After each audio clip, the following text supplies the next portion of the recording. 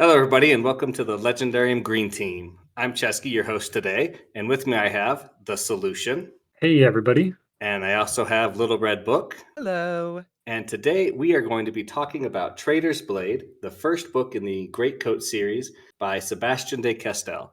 I hope I'm saying his name right. If it's wrong, he'll correct me. But he's Canadian, so it might have more of a French accent to it, and I just can't do that. Is De Castillo or Yeah, Castillo? I don't know, something like that. He'll sure. definitely correct us once we release this. He's listening right now. If you're listening, please email us and let us know. I'd love to say it right because I love your books. So, first off, I'm going to say it. I really enjoy Traitor's Blade. It is so much fun. It's a great series, a great book, easy to read. What were your guys' opinions on the book in general? I really like the part where no, I'm kidding. Spoilers after. We'll get a little bit through, and then we go spoilers. Yeah, I know. So I just find it a very enjoyable book. I think it has some plotting issues, but it's fun, and the voice of the main character, the I character in this, is just a great time to spend in it. It's just great spending time in his head, is what I'm trying to say. And he's very funny and ironic and dark. And I would give it 4 stars. Okay, I would agree. On a 5-star scale, yeah, I would say 4 stars. Yeah, the plotting was a little tough for me at times, but I mostly overlooked it because I was having so much fun. It didn't Exactly. really matter to me. It was like, oh, I feel like this is moving in a different direction, but that's okay because I'm along for the ride. And yeah, the headspace of the main character is really cool. I like the interactions between the main characters as well. That was probably my favorite part of the book. Yeah. Would you say that each character, at least the of our three main characters, would you Mhm. say they each had a distinct voice? I would, yes. Yeah. Yeah. I think I so. was gonna say, I think so. I think that was one thing he did really well is that each of our greatcoats are so varied. He could have Yeah. made them all a lot more uniform, but he didn't. So No, that's I guess was the fear is this book was sold to me as the Three Musketeers, and I thought maybe they'd be a little bland, especially once I learned all three of their names. I was like, kind of almost kind of similar, and I was like, but no, as you learned about them and their histories, you got to know them as people, and they were definitely different. The character the characterization Characterization. was the best part about this book, and it was done very, very well. I agree. So if we started at 5, I think we all agree sometimes the plot was going one way and then it would make a sharp turn and then another sharp turn, and sometimes you get a little lost, but not in a bad way necessarily. So it just 4 out of 5 stars in general, but we all really enjoyed reading it and had a good time with it. Yeah, I would give it that half star if we were allowed to go to 4.5 and just make this a 9 out of 10. I'd go 9 out of 10. Yeah. Mm, So, no, Red, I wouldn't. you'd stay at 4. Yeah, Yeah. well, you're also a harsh judge, and you're like, "Oh, I love that book. I There gave it 2.5 stars." I'm like, "Oh, okay, cool. Yeah." because there's some very serious plotting issues, and I'm not talking about just going one way and then going another. No, I know. It's not there are major holes in this Save plot. it for a minute. We Yeah, we'll will we'll get into it. we'll talk about it. Okay, Yeah. I'm just So saying. no, No, I have no. I understand. opinions, I get your probably point, and bad. we will bring it up. Okay.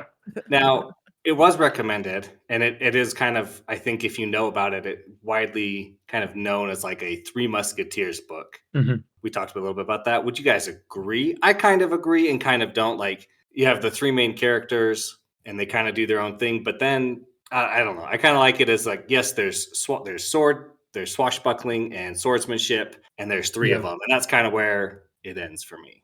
I would Uh, agree. no, I I think the disagree. honor system is the only other thing that really hits home for the Three Musketeers part. Outside of that, this feels like a fan fiction almost of that Three Musketeers world. Yeah, I would say it's fan fiction. I would say that, have either of you read the book? Three Musketeers? Yeah. No, I've not read the book yet. Okay. So, it's not funny. It's the American movie versions that are funny. So, I would say it's fanfic of the movies, not the actual book, if that So makes sense. we could say maybe just inspired by versus like Definitely. Well, there are some similar plot elements. Okay, I can't talk about that. nope, you can't. Not yet. Okay, all right. Let's see. Okay, I think I don't know what else to talk about before we go into spoilers. So I say we move right into spoiler section. Yeah, we hit the wall a little earlier than we thought, but that's okay. I guess we'll jump into it. Yeah. Okay. Let's see. I just had a quick question for you guys first off. Which saint, because he references all the saints, and I just love that. So which saint is your favorite? And I have them all written out here. We have Yes. Saint Cavail, whose blade cuts water, Saint Werta, who walks the waves, Saint Felson, who weighs the world, Saint Birgit, who weeps rivers, and Saint Lena, who whores for gods. And of course, we have Saint Kest, who never effing learns. Yeah, Nice. well, the last one, obviously, because. But yeah, I would go the last one. What about you, Red? I like the Saint of Horrors. She's fun. That is a pretty good one. It's definitely unique. That one threw me. I was like, oh, okay, we got all these other ones. I was like, that's kind of cool, but still fits We the should ask theme. we should ask one of our Catholic members if there is a saint for horrors. There is a saint for thieves in real life. I'm sure there is somewhere. I just There's wouldn't got to be. know it. Yeah. Yeah. So Mary what about Magdalene. you, Chesky? Which one? I mean, if I had to pick one, I'd say Saint Felson, who weighs the world, kind of like the Ooh, judger kind of that's scene pretty cool. going on. Yeah. Yeah. So I will say I like the theme of this. Who does this? That's a cool way to describe it, but not make it too long. Where it feels almost like they say, "Oh, Saint whoever of Mary Joseph does this," and then they do their lineage or something like that. It feels about the same length.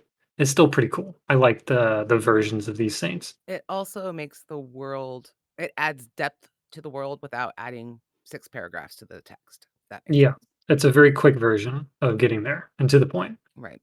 I'm going to do a small recap, and then we can talk about maybe our plotting issues that we felt the book had. Okay. Maybe do some least and favorites, and then kind of hit anything else that we want to hit. Does that sound good to you guys? Great. Listening audience, you're just swept along for the ride. You don't really get a vote. So our story starts with our 3 greatcoats, Falcio, Brasti, and Kest, and they are defending a merchant caravan leader, hopefully to reinstate the greatcoats because they've been reviled and are basically looked down upon by everybody. They do not defend him very well. He is murdered while they listen by accident. By accident, they're listening to him get murdered and not realize it. So they are forced to flee. They go to a city called, I don't remember the name of the city, but it's basically known as the Rock. Falcio decides to protect a girl who's about to be killed because of the Blood Week. He protects her. They escape. He gets captured. Brasti and Kest had kept going with the caravan and then come back. They reunite. They thwart the Duke's plan, and there's a big battle kind of at the end. How would you guys say I did? Pretty good. I Yeah. mean, you left out some stuff, but that's okay. There's a lot. Was there anything that really stuck out to you guys that I missed in the recap or that you wanted to talk about in regards to the plotting? Because it does go kind of crazy. Yeah. The king's chariots. I don't know how you say that, but Again, it's probably a French name. I so don't know that's how to might say be- it either, and I've or like listened to the book. cadets or something like that. Whatever that was, it was hinted enough early on that I thought that's what this book would be about. And I thought, all right, I was waiting until like 20, 25, 30% of the book. And I'm like, oh, this isn't going to happen. This book is not really about that. And then spoilers were into that, I guess. It does slightly become about that, but in a misleading way, which is fine. But I thought it would be more of the Three Musketeers inspired adventure where they're going to go off and search for it. And I was Yeah. waiting for that to happen, and that didn't happen. Yeah, Falcio's Nope. always saying like, "I want to search for this, and I'm going to search for this." But if you think about what he does throughout the whole book, he does not spend an incredible amount of time searching. He does a lot of protecting, and he does a lot of fighting and trying to reinstate the Greatcoats to do the finding. But physically on the page, not as much finding as maybe you were expecting. Yeah. Yeah, he stumbles into finding it. Right, Which is fine. A little Deus Machina there, but it's okay. A lot, but how much of it is Deus Ex Machina when we have the tailor? Now, this is like one of my only gripes about this book. Yeah. Is that the tailor was super mysterious and kind of like secretive and like all knowing or like far seeing in the future where she's planning these things and she's like, she has a magical ability. You have to agree with that. Right. She has to have this magical ability because she knows she's Tabarin or whatever you want to call it. Yeah, she's like, I know where my threads are going. Yeah. You're my threads and I'm weaving you. And I like that. I really thought, okay, this is cool. And then she's revealed to be the King Palus's mother. And that just takes me out of it a little bit that she shouldn't have been his mother. I didn't like that either. Yeah. It should have just been like, he was the one I was weaving, and he was cut short because obviously there's a counter tailor or something out there that she's fighting against and trying to work with the Greatcoats, and that's not how it is. So I don't like that part. She loses a lot of mystery right She there. should have been revealed to be a saint of blah blah blah. Yeah, the A saint, the saint of tailor fate. saint or something. Yeah, But we do find out that you can become a saint by killing another saint. you I beat a saint. That's guess. Yeah, all. you Something. beat I them. don't know. I think it's like you beat them and you take their powers like a Dementor or something like that. It's something similar to So that. But you have to beat them first. And one other thing, there is enough foreshadowing, at least on my second time reading through, that you do pick up quite easily that Aline is a king's Jario or king's jewel, or at least that she's more important. Yeah. well, you pick it up when at the where they have to announce their house. Even before Because then, there are many. There's a lot of hints. I felt like I didn't catch all of them, but when they did the reveal at the end, I was like, okay, it makes sense. There's a lot of little things that were nearby. Right. They But said, oh, she's the daughter of this woman, but not the son, not the, yeah. So, Red, yeah, I've been cutting you off a lot. Let's hear about your plotting issues. I don't. yeah, what's that? I don't buy the complex. It's too complicated. When you have a plot and I'm not talking about the plot as in the book, but all the different plots that are going on within the story. Yeah. They're too complicated. Like There's too many variables to have what happened exactly. happen. That's not possible. And it's this last read through, it really frustrated me. I'm like, no, I'm sorry. Even with your magical ability or whatever, I don't know.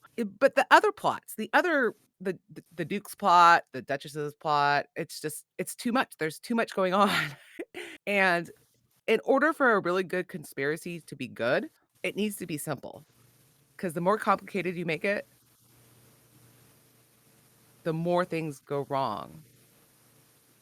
Yes, Cesky. He's raising his hand. I am. I can agree with you that there are a lot of kind of seemingly complicated plots going on. But I think if you look at each plot on its own, they're realistically kind of simple, but when they all weave together, then it becomes a lot more complicated. Like the Duchess's plot, I have a daughter, I'm going to get her instated as king, and I'm going to rule. And so to do that, I'm going to trick everyone into thinking this other girl is my daughter so that she can pass the tests that will be put on her because she doesn't know anything. And then she'll be queen, and then I can take over and rule that way. The Duke's plots are very similar. I'm going to just keep attacking the Greatcoats. I'm going to do this. I want to enforce my land. So on their own, they're all pretty simple. But when they start mixing and meshing, I can see that that's where things could go wrong and things would happen. It makes it really complicated for us. But I feel like that's more realistic because life is just always super complicated like that, to me at least. There's always other people's plans and things that are messing up yours. But I agree with you in this book. It could have been a little bit less and been better. I don't disagree with you as far as what you're saying about the plans intermixing. I mean, we ended up in a world war twice because of stuff like this, but I just I don't know exactly how to put it. Well, why do you think the For tailors even? example, Okay, go ahead. first of all, Okay. Oh, the first example. Okay. yes, the first example. No little girl who's been made a servant, even though she knows who she really is not going to be able to keep it secret. I'm just sorry, that's not a thing. That's not going to happen. It just Have isn't. you met her mother? Because I would be deathly scared of her mother, But that doesn't mean if it's not I gonna was a slip. princess. Like, well, that's true. and especially not to the person that she's serving, who is the pretend one. Like there's going to be a fight, and she's going to say, "You're not even her real daughter." I'm sorry, she just would. It's especially if she knew from birth. Well, And that's she what doesn't is have to know, implied. does she? The Duchess She just doesn't have needs to know it. the Duchess Eventually, just though, needs her plan to work. So if Trin doesn't even have to know that she's special, she could be but she does. told something else Well, I think until a At certain some age. point she knows before Yeah. the reveal You at the could end of the tell a book, she knows. 15-year-old that, and they'd keep a secret. I think we're overlooking girls? something similar here. The Duchess Hervor is an incredible manipulator. She was able to basically destroy a Fey horse into becoming a war monster. Right now, Right. that's not to say. By the way, I brought loved back. the Fey horse. The Fey horse scene is incredibly powerful.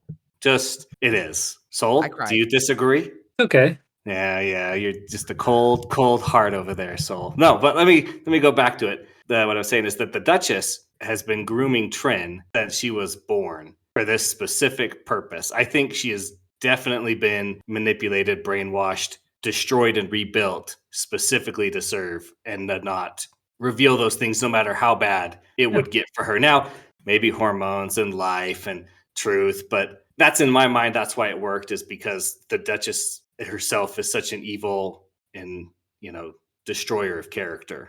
That's only a minor issue for me. That doesn't that part doesn't really bother me that I'm much. just talking about what a plotting issue. That's a Okay, one that's that number It is a one. plotting issue. She does not says work for she me. has multiple ones. That was number one. What's the other ones? And now I'm drawing a blank. So That's All okay. right. you're red. Well, I want to say this though. Why do you think the tailor's telling you the truth when she says, "I knew everything. I'm the genius brain and I figured it all out ahead of time"? I don't, because Okay. she couldn't figure out that her husband was gonna do all that crap and beforehand, or did she get her magical powers after? I Like, think she's why just a lady who was always involved, wants to stay involved, and is like, "Look, I was right. Nobody else was even there. This is how I did it." And this is why it's better to just not have her be the mom, because as the Yes. tailor and the mom as two separate people works infinitely better Yeah. than together. She can still get revenge on King Palus, Mhm. even without Yeah. being his mom. But let's move on a little bit. If we come up with any more 'Cause plot we're points gonna that make we it sound want like to, we don't like this book, yeah, because we that's actually true. really love this book. We've hit all the parts that I don't like already, so the rest of it should be smooth sailing. Yeah, how were the flashbacks for you guys? I enjoy the flashbacks and what story they told. I did not enjoy experiencing the flashbacks because they were Oh, very no. painful to read through, and I Oh, felt yeah. bad for Falcio. Really, every other flashback felt like a gut punch, and then the ones Yeah. that weren't a gut punch were pretty close. Yeah, and they were all in between present day storylines when we were already dealing with some stuff. I'm like, "Oh, I don't wanna go back and have another bad thing happen. I just want something good to happen." 'Cause they're all So, bad things. I know They're there were a all lot of bad terrible. things. Yeah. Well, no, the one that wasn't where is when, he meets Kest and starts learning the Yes. sword. That Right. Okay. was There's a and couple in the early life that aren't bad, but after they leave early life, it's pretty much all bad.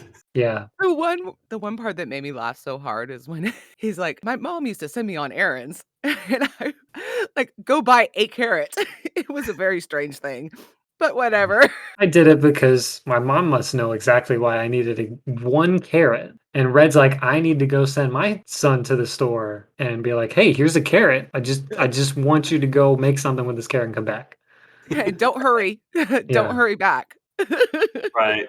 No, that was fun reading it. Now, you guys might look at me or think of me weird after I say this, but this book does contain one of my favorite tropes or Okay. devices, and it is the very righteous and like well-placed anger that a character can feel towards his loss. Specifically, when Falcio loses Aline, and then he Mm. basically just hate walks to the castle and catches up with the Duke, and he's like, "Yeah, I woke up and I had the Duke's head in a bag, and like, I don't know what I did with it, but like, I think I met somebody and we buried it in her garden, and then I Yeah. walked to the castle and I was ready to kill I love, like, I'm a very peaceful, happy person. You guys know me, but We like, do. Yeah, it's true. that is one of my favorite things, and it's not very often in books, so it's good. But like It doesn't that, happen often. that super righteous, like, I am walking with a purpose and nothing is going to stop me no matter what or who it is. Like, oh, so good. Now, Aline dying is incredibly tragic and I hated that. But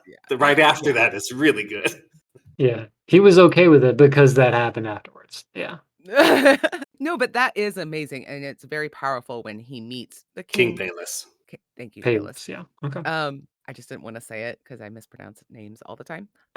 And the king basically doesn't even plead for his life, and he keeps thinking in his head, "I just want him to shut up so I can hack off his head and hear his head go thump on the Yeah. on the wall." And it was kind of funny in a very dark way, which is It It takes made sense. yeah, it takes skill to write that though. So Yeah, I it like does. the way it was written because this was a guy who was anger walking and then meets another guy who's been in captivity basically for many years and was fine if he died, but he saw an opportunity and it led to friendships, which I thought was pretty cool. And I like, one of the other things I like is that when Cast picks up the sword, he stops making jokes, and uh, then when he beats the saint and becomes the saint, Yeah.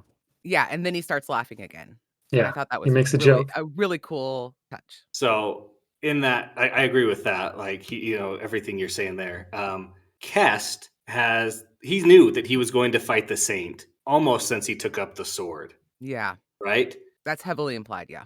It is. And I think Kest is seeing the same kind of things that the tailor was seeing. He can see kind of the weaves of his life or like the way his life is going to go up until like the Saint fight, right? Because I even wrote that down. He's like, Kest is like, yeah, he came up to me right before he took up the sword. He's like, I want you to know that me taking up the sword has nothing to do with you. And I am not doing this to like show you up or, disgrace you. And he like, just like crushes him. Right. So, okay. Quick question then. How did Faucio beat Kest that he told Kest right before he fought the Saint? What's your opinion? What's your thought? Ah. Because I have no idea what he told him or how he beat it. I just was like, he did it with the power of heart and he won.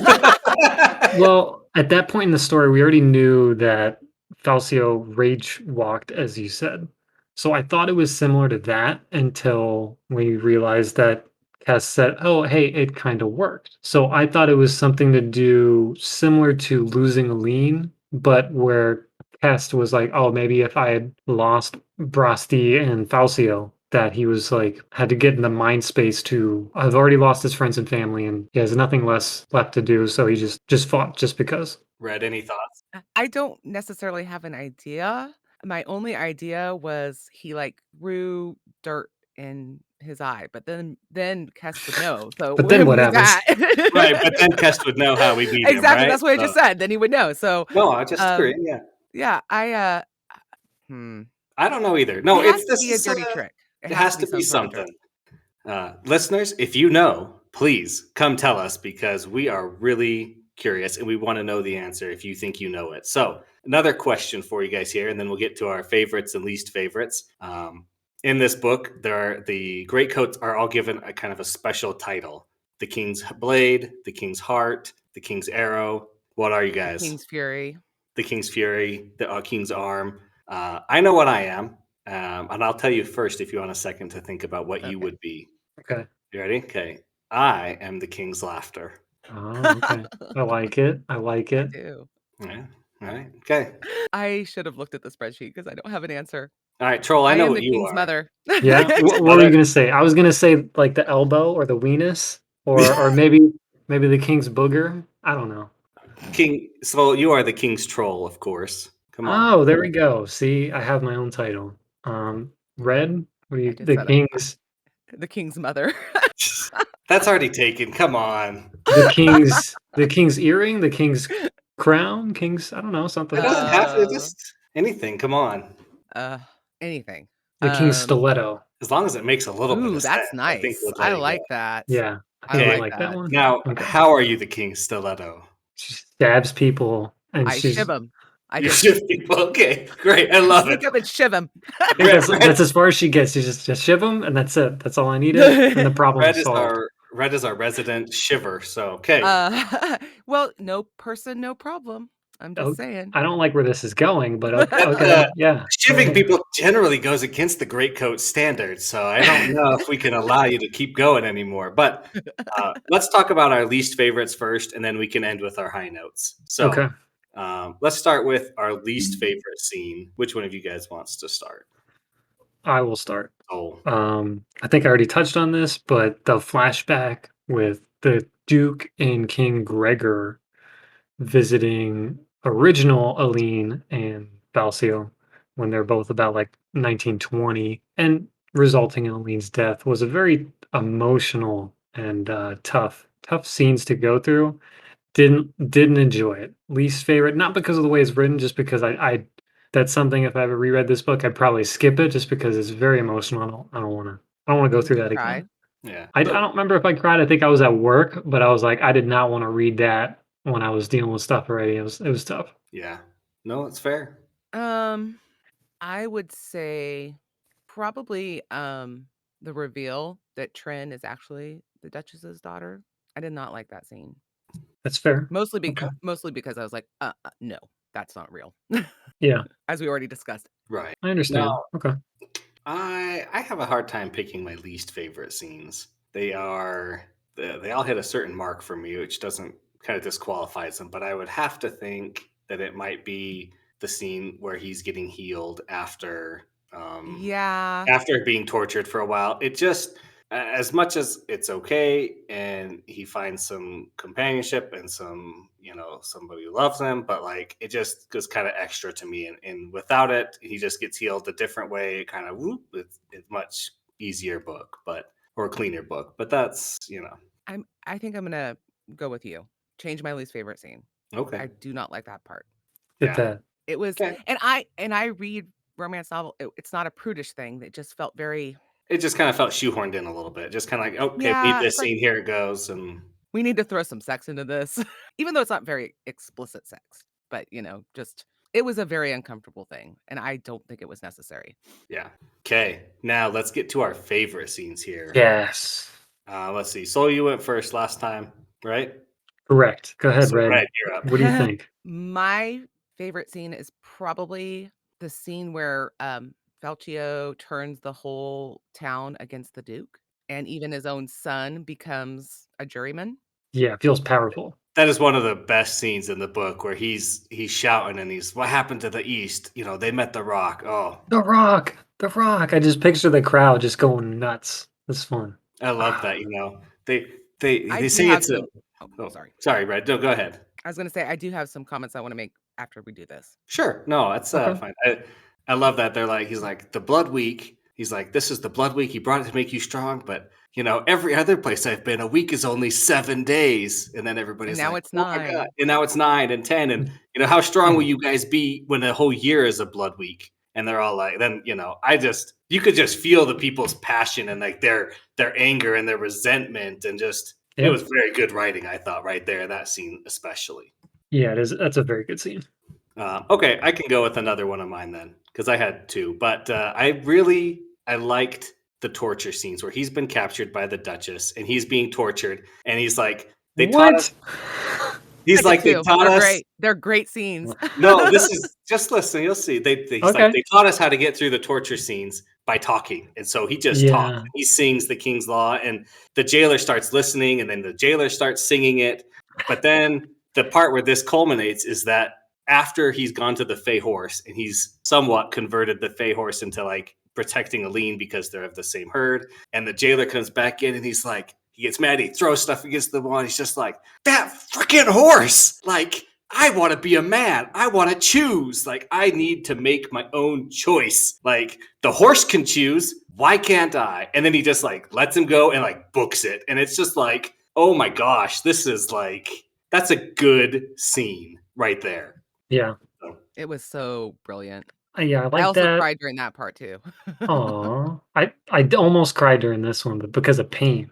The punch pull slap scene is to me, it's one, it's funny, okay? And 2, it's the epitome of what you get when you put 3 best friends together and you come up with a way to deal with pain and you're on the road. Like, this is exactly what I did as kids with friends, or just, this is the epitome of friendship to me, is you come up with a stupid way to get through something and it's just hilarious. And yeah. So oh, sorry. that's my favorite comedic scene. I have an honorable mention for the favorite honor scene, and just like the epitome of Falcio's character is when he met the fake coats and he fought them for the honor of the real Greatcoats.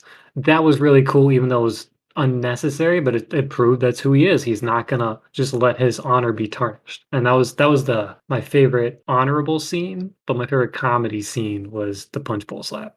Oh yeah. Those are both good scenes. So I really like I those. read that scene, the punch pull slap scene, and I was just like, boys. Yeah. But no, it also was a great way, a plot necessary way to give you real insight into who these 3 guys are. And it was done really well. I would say the first 2 chapters, or the first chapter where it's the conversation where they're just really just having a conversation while the Duke is in the other room having what they assumed was to be sex. And it's just You think of them as the Three Musketeers. So I'm like trying to get in this book. I have this comedy, I have this friendship, I have this awkward circumstance that affects it a little bit. And then they're like, oh, then we finally get the tension and the action. Boom, it was not sex, it was actually the murder. What's gonna happen? Culminating in all this escape. And I was like, those first couple chapters really, I thought it was a great start to a novel, and I haven't had that great of a start in a while, I think, in my Yeah. opinion. Yeah, it I is. would Oh, sorry. I was just gonna say it is a very strong start to the book. Yeah. So, who was the woman, the assassin? That was Trin. Trin. Yes, that's what Yeah, I thought. I was pretty yeah. Yeah. sure it was Trin. Mhm. I was gonna add something. So that's one of the elements that is very much Three Musketeers is Lady de Winter is an assassin, and she purposely gets people in bed with her to assassinate them. The other very similar thing is that the king needs a secret, or the queen's honor needs to be protected with this secret message because she's having an affair with I want to say Wellington, but I'm not sure. And their goal is to get get the thing to the queen to protect her honor. And that is also an element that's in this plot. Not exactly. So Hmm. I have a question. So my question is, what do you think about the music element of this book? As in Music? the songs that they sing about Oh, the laws and such, or no, Yeah, I think just she means, the flashback introducing what's the guy's name? Valine? No, well, yeah, you have the Baz. Baz. I don't know why I was thinking that. Yeah, where and you then have you have Baz. right, and you have the education, like the only way to remember things it It's through rhyme and and musical right. memorization kinda thing. And Falcio's title is the first cantor. And cantor is a singer, usually Okay, in a I didn't know liturgical that. setting. I'm musically So, illiterate, so well, it's usually only in a like a liturgical setting. okay. So, I um, liked it. If you think about like, yes, if you wrote something up, then the people who could read it could see it, but then the Duke could come and take that down. But songs and tunes easily get in your head, and even if you don't remember the exact wording of it, you still remember enough to get by generally. So I thought it made a lot of sense that people who don't read or don't write or they need to remember this. If you make it a song and it's kind of catchy enough, then you can learn it and everybody can know it. So I liked it. I didn't pay too much attention to it. It does make because you're sense. musically illiterate. Well, yeah, it's true. No, but like Jesse said, a lot of books I do like when they throw that in there. Where like, oh, people can't read, so they sing things sometimes because that's what travels around when you have a bard that can teach stories and things like that. So it added a little bit of stuff for me, but not like enough to where it was noticeable to me. That was something I just loved about it, which is why I'm asking you about it. Great. Okay, No, that's always good. yeah, it's good. How did you guys feel about the sword fighting? Did you guys feel that the way he wrote that was off-putting to you, or was it just good? Where he's kind of describing like, oh, this is what I did, and if you want to do the double sword maneuver like this, then you have to do this. Did it ever feel extra tedious to you? I guess. I think a little bit, only because the author himself is actually, I believe he fences, so Oh, he that doesn't know surprise me. yeah, and I think it's a case of where someone who's practiced this skill for years and is translating it because he actually knows it. I don't know it, so a few things do go over my head, but not enough to really overwhelm me. He did a decent job. I don't think he did a fantastic job, but he definitely knew what he was talking about, at least in my opinion. I don't know because I don't fence, but I know the author does. I know Sebastian does. I would just say that every time a sword fight starts and he's doing all this, it's interesting until it gets boring. Does that make sense? Like Yeah. all of those scenes just went on a little too long. Yeah, no, that makes total sense. Yeah, I loved it, but I mean, I just loved reading about him fighting with swords and being like, and this is how I did this, and this is what I did here, and I was like, you could follow it really easily. I felt like his fight scenes, like you were never Yeah. like Yeah, I've read scenes where I'm like, definitely. they were fighting, and I'm like, okay, I'm really having a hard time picturing exactly kind of what they're doing, or just like Mhm. even understanding like I know, yeah, they're fighting, and this person's ahead, but this one I really was like, oh yeah, like I can actually kind of like almost track it in my mind. Maybe it did go on a little too long. Right. Maybe it was a little over my head, but I felt like I still had at least that base kind of like, oh, I can see this now. But Oh, I want to point out, good. no. Okay. What he does is he actually skips certain fights. So you're not getting that all the time, which is what I did like. Hmm. So you get the berserker moments when he kills the guy with the axe. You get the rage walk. You get a few different fights where really they're just skipping it instead of after he's already established Faucio knows what he's doing, and Sebastian's writing this in a not a superfluous way, but kind of close. At least to my knowledge, because I don't know enough about fencing. He does skip fights, so I'm like, oh, I'm gonna dread this fight, but then we get the aftermath anyways, and like Faucio wakes up from his rage fighting, and the big axe dude in the beginning is dead. So what I was gonna say is that one scene where he's fighting the turncoat, the guy who's running the brigands, Oh yeah, that's a and good it's a scene. That's cool. conversation. Hmm.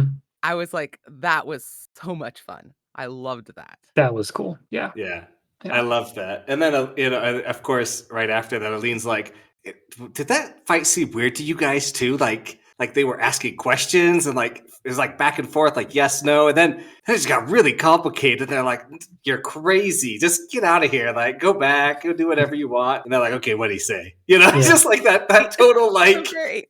that total like turn Great. around, like yeah, you got it, but Yeah. like we're not going to tell you yet. It was primo there. So That's a good, yeah, that's a fun scene. okay, here's my final question for you, and it's not even a very serious one for you. Okay. Do you think Aline knew that her father wasn't her father, like that she was the king's daughter, before it's revealed to her at the end by the tailor? No. Nope. No, because See? she has this very long conversation with Falcio about why didn't you tell me? Well, but listen, I agree that that's what it says, but throughout the book, she drops many hints that she is more than she's supposed to be. She drops many hints that she is not just a duchess or not just a lower noble. Even one time with the tailor's talking to her, and the tailor's like, she's like, "Oh, I'll tell you," and the tailor's like, "Well, should I tell you who your dad is?" And she shuts up. If she knew who her dad was, that her dad was actually the noble, why would that threaten her into being silent and not revealing that? Well, she didn't know who the tailor was, and I feel like if she knew who her father was, the tailor would have also been right there with her and would have, like, at least Well, known the tailor's not real, the final form of the tailor, but the Where middle she form of strips the naked tailor. and dances. Yeah, well, exactly. but from Aline's point of view, if the tailor says like, "Hey, you let me tell you your dad's name," and she's like, "My dad's the Duke," and so she keeps going, and then the tailor's like, "Yeah, your dad's the Duke." Like, He's not the why? Duke. But I know it's not the Duke. But why would she be afraid of knowing that her dad was the Duke if that's what she truly believed? If she believed her dad is the Duke, He's not the why? Duke, he's a lord. Well, he's a lord, whatever. If she believes her dad is the lord or a noble and not the king, then why is she afraid of that information getting out before it's actually revealed? It's like the one inconsistency that I could I find. I would say that it's more like she may have already known that her mom was knocked up before her By somebody dad. besides her dad, but not Yeah, known who. exactly. Yeah, Okay. yeah, and it was See? kind of like a family scandal that was kinda and she's 13, I think, so about the right age to have some knowledge of that. I'll Oh, allow and it. the Taylor's her nanny for, like, part of the book. I mean, it's Yeah. off screen, but And which I thought was technically never a lie because she is her grandmother. Yep, yep.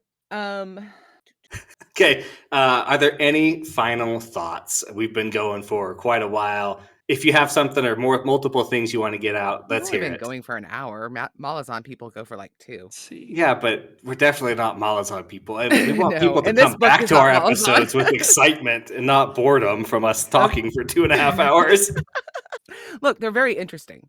It's mostly tangents. So I just wanted to read the opening part of this book because I just love the way this book opens. Go ahead. Pretend, just for a moment, that you have attained your most deep-seated desire. Not the simple, sensible one you tell your friends about, but the dream that is so close to your heart that even as a child you hesitate to speak it out loud.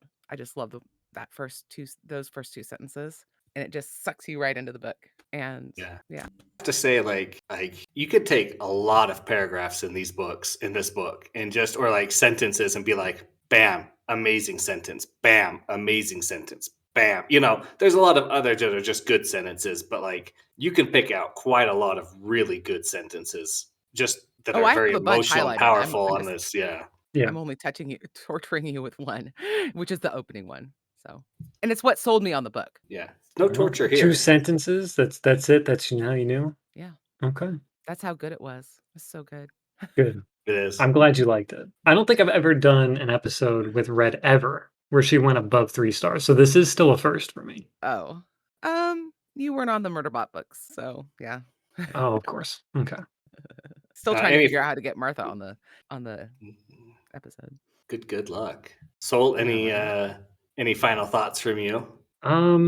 Normally this is where I like to do predictions, but this I don't really have any big predictions. There's nothing wild I have because the book itself went wild, which normally I like. So I didn't have to make any predictions like this person is this mother and whatever. But I will say I do want more of the two that we didn't get as much of, more of the Kest and Brosti. So I'm hoping in the next book, I had a feeling like this first book was Falcio's book, and maybe the next two, one would be one of the others, and one would be the last one. So I'm hoping that's the case, but I've not read that far yet, so I'm looking forward to it. I will be experiencing this with you as well for the first time. So I don't know. Okay. I really like Falcio.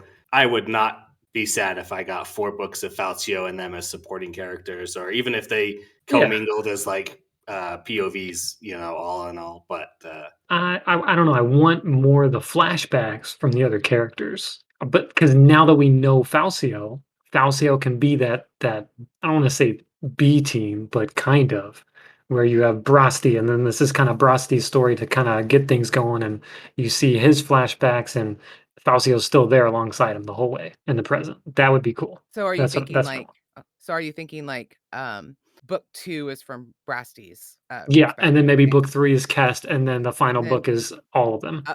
Or 4 could be Or yeah, Duchess of Valiana or Aline or whoever's still Valiana. alive at that point. If anybody's By the way, alive, you that never was know. Yeah. By the way, that was something cool that we did not talk about. was the Valiana joining the Greatcoats, or Yeah, that was fun. yeah, I like that. that Yeah. was good. And that she gave the same oath that he gave. That was just, it's like, that's another one of those scenes where it's just like, bam, that's an amazing paragraph, like just on its own, right? Yeah. So, all right, I'm looking, I don't remember what the next book is, but I think it's Night Shadow. And I'm looking at the cover, and it's a picture of a guy using a bow. So, I don't remember. Yeah. I've never even I didn't know the second book name. I didn't know the cover. Okay, now I'm even more excited. This is gonna be fun. oh yeah, it's gonna be interesting. So, one final flashback thought for me. Did you guys have anything before I give this one? No, Good. Take it I'm away. done. One of the final flashbacks where Falcio is meeting with the king for the very last time. Oh, Red, don't start crying on here. I see all of us touching our face, wiping away the tears, because it was a heartbreaking That scene. But that was the tear up scene. Well, I if was it at work wasn't, too. if it wasn't so darn well written, I would hate it, because he goes in and he talks with the king, and he's like, hey, I love you, we're brothers. And then he's like, he made me promise something, and he's like, and then I kept my promise, and I didn't let the dukes kill him, and I stabbed him in the heart with my blade. And he's just like, what? Like, oh my gosh, like it was so heart-wrenching. And you don't think you want a heart-wrenching scene in this book, but you do. You love these scenes because they're so heart-wrenching. Like every time I read them, I'm just like, man, this sucks. But like, I just can't get enough enjoyment out of like reading these scenes because they're so well crafted. And I don't have anything else to say. Like, there's so much we didn't talk about in this book that works, that's really good. There's a lot that's kind of iffy sometimes or just mediocre. But like the good parts, they hit hard. And there's plenty of them. So. And you don't get a lot of action with comedy and also those gut-wrenching scenes. So there was a nice comedy, and it's short. This is not a 600-page novel. So to me, to get all those 3 things that I kind of like all together, it was beautiful. I can forgive a lot of things that can go wrong with a novel if they can do what this one did. I tried to buy a little bit of time. Red, how you feeling? Any closing thoughts? Just the balance, the way this book balances all those aspects. All right. That's going to wrap up our discussion, everybody, for The Traitor's Blade by Sebastian de Castel. Thanks, Soulution, and thanks, Red, for joining me, Cesky, while we read this book. It's great. We all love it. Everybody should go reread it. If you've listened this far, you hopefully read it once and not been spoiled by everything. Or you're me. Or you're Red and you don't care. But thanks to Horizon Brave for helping us start the podcast. And thanks to Craig for loaning us part of his Legendarium Empire. We'll see you guys in the next book. Yeah. See ya.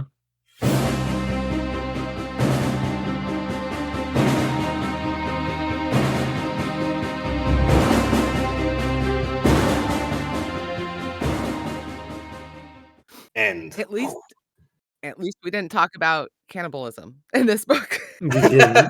That's true. I can't tell you how many books I've read about cannibalism in the last year and a half. It's insane.